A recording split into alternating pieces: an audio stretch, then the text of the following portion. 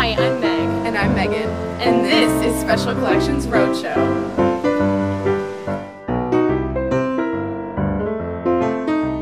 Where we'll be pulling artifacts from the archives And sharing their stories with you.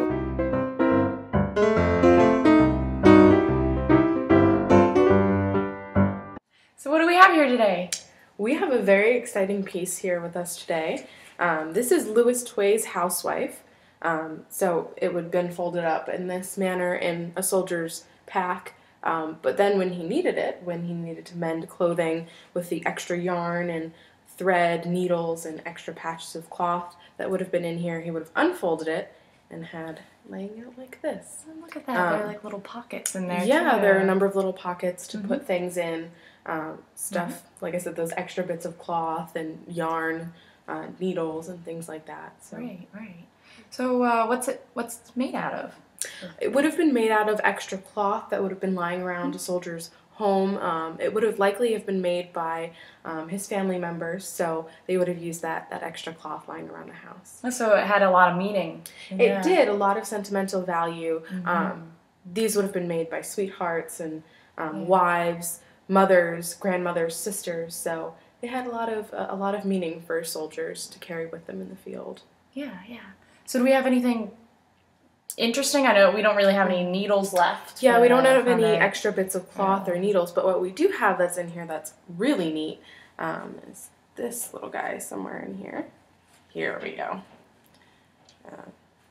This little red piece of felt is a Corps badge. So Lewis Tway kind of stuck this into his Housewife and would have had that in there in case his Corps badge that would have been sewn onto his kepi was, had fallen off or something like that. So really neat that we have that little bit of history in there. I love that.